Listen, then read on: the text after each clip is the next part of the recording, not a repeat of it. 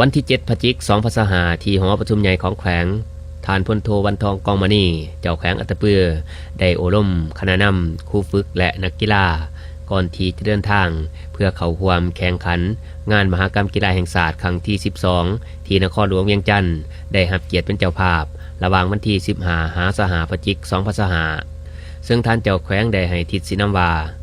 บรรดาคณะนำครูฝึกและนักกีฬาแต่ละประเภทต้องเป็นเจ้าการเข้มงวดต่อตนเองในการฝึกซ้อมแข่งขันเข้มงวดต่อระเบียบวินัยต่อหน้าที่การเมืองที่ตนได้รับมอบหมายก็คือประเภทรายการกีฬาที่ตนถือแข่งขันต้องยกสูงน้ำใจความรับผิดชอบมีความเป็นเจ้าการมีความเป็นเอกภาพกันในหมู่คณะพร้อมกันรักษาคุณสมบัติความสามัคคีเป็นจิตหนึ่งใจเดียวกันบ่ว่าในยามฝึกซ้อมก็คือในยามแข่งขันตัวจริง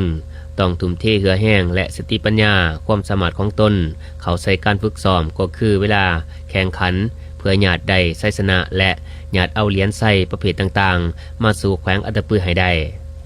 โอกาสดังกล่าวทานพงษ์สวรรค์คำสงการองหัวหน้าแผนกศึกษาธิการและกีฬาแขวงอัตตปือผู้สินำเวียกงานกีฬากายกรรมได้รายงานให้ฮู้ว่า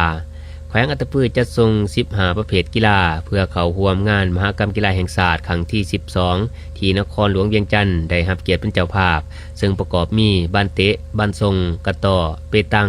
มวยหมักแล่หมักเซิกหนาเก๊กกอล์ฟแลนและล้านรถถีบเรือสวงดึงเสือกบ้านบ่วงและดอกปีไก่มีคณะนำครูฝึกนักกีฬาและคณะรับผิดชอบภาคส่วนต่างๆรวมจำนวน342 ทานยิ่ง87 ทานซึ่งมหอดปัจจุบันนี้ได้ผ่านการคัดเลือกสังรวมและฝึกซ้อมตัวจริงเห็นว่ากีฬาแต่ละประเภทที่จะเข้าร่วมแข่งขัน